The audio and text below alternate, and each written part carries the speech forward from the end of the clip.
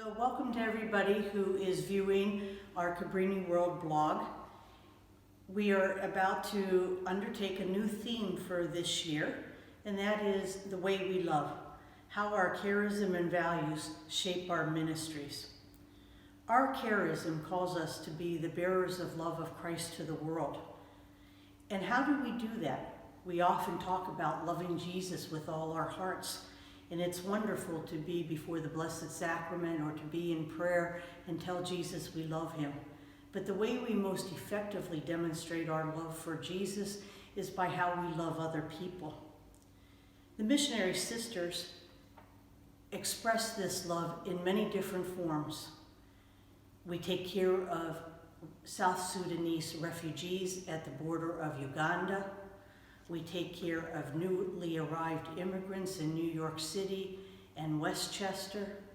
We serve migrants and refugees passing the Mexican border.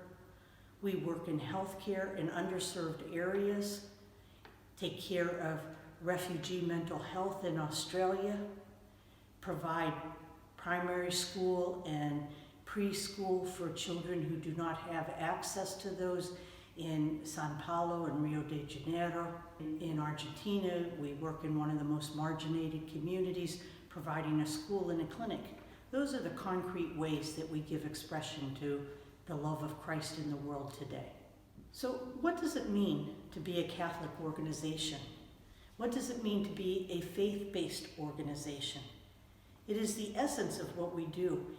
And there are numerous statistics and studies that show some of the most effective deliverers of care, the most effective direct providers of care are faith-based organizations.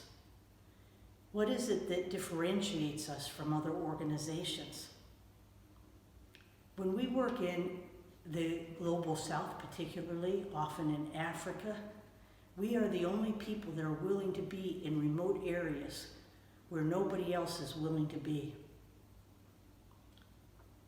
By our efforts, we join in the world in working towards the development goals of the United Nations and of the goals of the Christian faith and our faith partners in other denominations, our Jewish brothers and sisters and our Muslim brothers and sisters. In this current era of COVID-19, many of us have felt extremely vulnerable, and there are new demands that have been created, new needs that have arisen, or certain needs that have always existed have become potentiated, have grown far greater. One of the cases, as an example, is the issue of child nutrition. Before COVID-19, the prevalence of child wasting, meaning that there was not enough nutrition, that children's growth was stunted, rose by a significant 14%. Already there were 47 million children worldwide under the age of 5 who were affected by wasting. And that was before the COVID pandemic. Now that has increased. 80% of these children are in sub-Saharan Africa. One of the biggest pressing needs that is very current is establishing a fair distribution of the COVID vaccine. 4.2 billion doses have already been bought by the wealthy countries, home to only 1.2 billion people. This type of hoarding will not do well for global health, and all of us, as we see a virus spreads all over the world. The virus does not know boundaries. The virus does not know nationalities. And unless we find a way that we distribute these vaccines in a way that helps every country and all people to be vaccinated, all of us remain vulnerable. There's also a continuing need to look at the needs of the elderly. Currently, there are about 700 million people in the world who are over 65 years old. In 30 short years from now, that number will double to almost 15 million people. We know that the elderly often are more vulnerable, have very particular healthcare needs, and need some dependence on others to help them. So we need to be looking at the needs of healthcare. How do we provide dignified care? How do we maintain their support?